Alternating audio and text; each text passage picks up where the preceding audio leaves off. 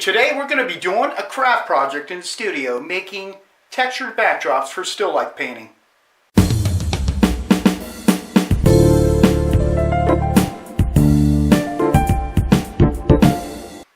Hey everybody, welcome back to the channel. Today's going to be a little different. While the paint's drying on my last session here on this painting, I thought today, since it's really rainy out, that I would do a little craft project in the studio. I've been wanting to do some more still life painting this winter, and I've experimented in the past with several types of backdrops, and I recently have been binge watching a lot of videos on textured backgrounds for video making, for shooting food and all that kind of thing. So I actually made one the other day, and it turned out pretty darn awesome. I love it. I can use it for many different things besides still life painting, shooting video backdrops for product and stuff.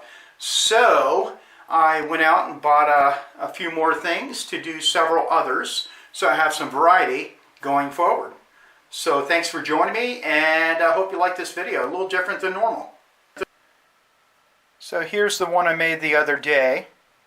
Very happy with the textures and how they came out. It's going to be very useful for a still life backdrop, or if I want to do something in my videos.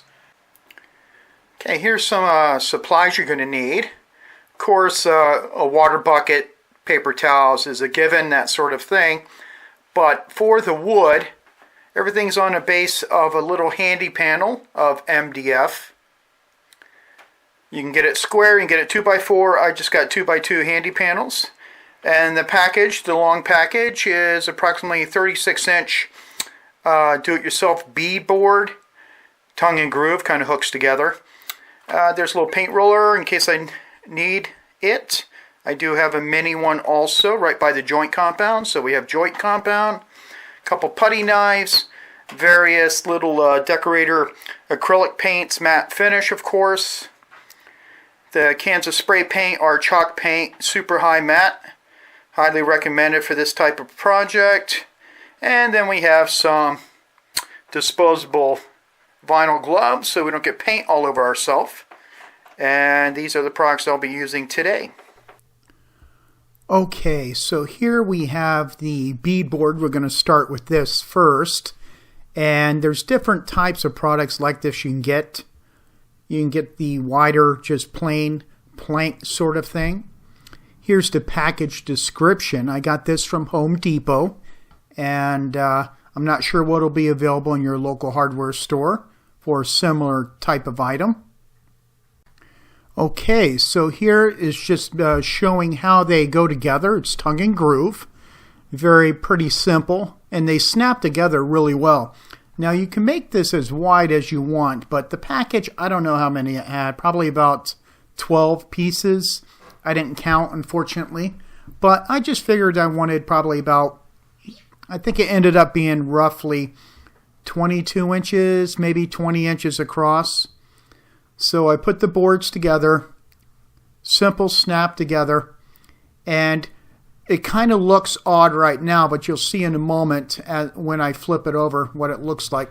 This is what they call wainscoting, and you might see it in houses at the lower third of a wall, especially in a dining room.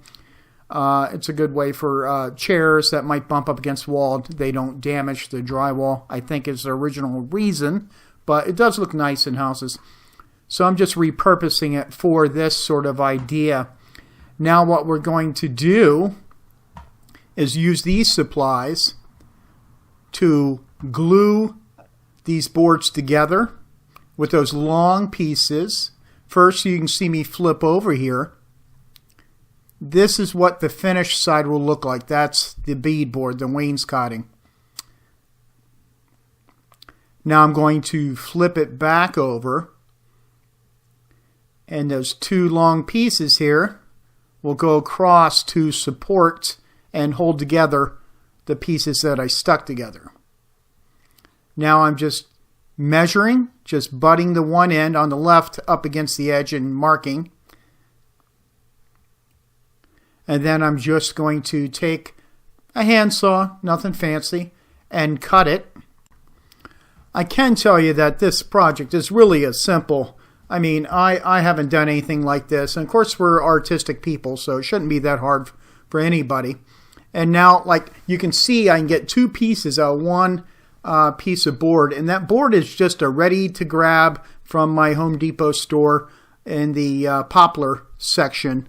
They sell different widths, and I believe it was 4 foot long.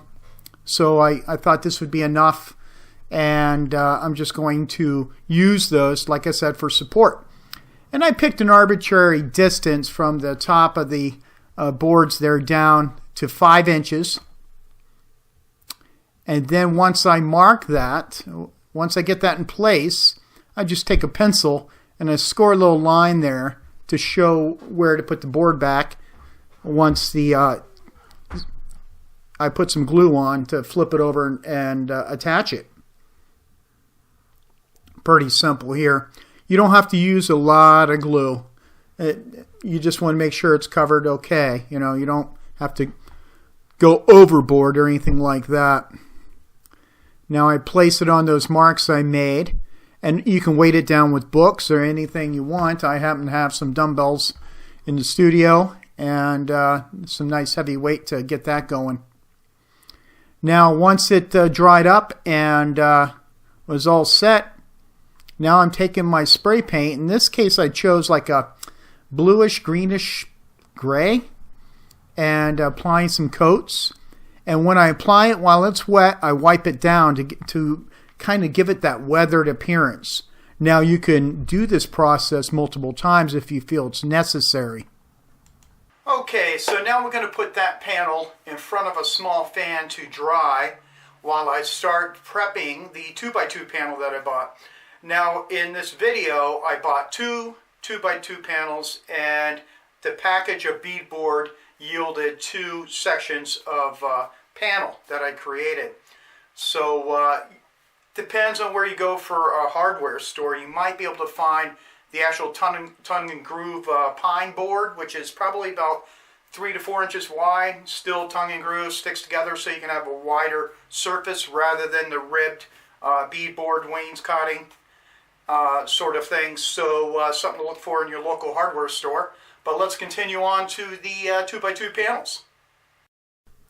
Now this is just cheap joint compound that I got at Walmart, and I'm applying it, trying to keep as random a pattern. And if you feel like you might not be covering an area, I'd rather go not enough than too much and apply more rather than too much and you wish you would have left some. So kind of use, it's up to you obviously. I wanted these panels, all of this stuff, to have somewhat of a weathered appearance. So that's why all these boards kind of look that way. You can make them as smooth as you want. And I got it drying in front of the fan. And now what I'm going to do, you can see there's going to be some excessively high ridges that we want to take care of. And that's what the wide putty knife comes in handy for. You just scrape along. I'm not applying a lot of pressure. It doesn't need much. It's very fragile material when you get the high ridges anyway. And you just kind of do that and then wipe off, get rid of the crumbs, so to speak, and you're ready to start the process. Mix up whatever color paint you want. We're not going to get into the colors I use because it kind of really doesn't matter. It's all up to what your goals are, but you get the idea of how to go about it.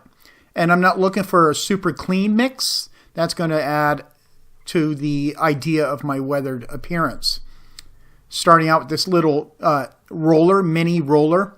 I actually have a roller that's a sponge that I like better, but I didn't use it for this project here.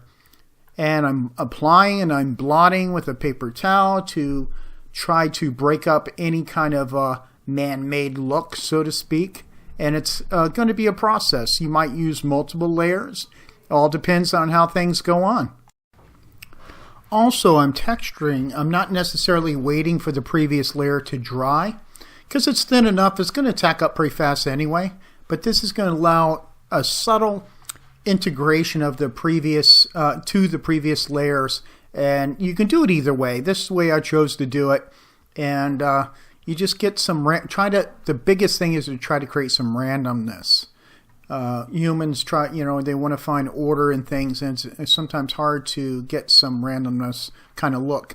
So I'll try to take a piece of sponge you can buy at Home Depot, and I cut it up into an odd shape, and trying to break up some of that with the sponge in combination with other type of techniques.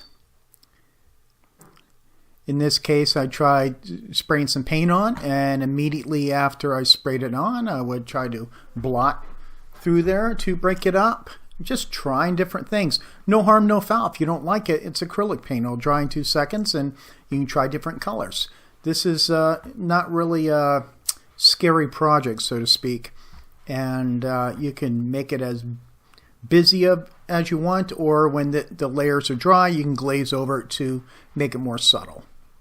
And here's that first layer kind of look there. Show you how it's gonna, the base layers.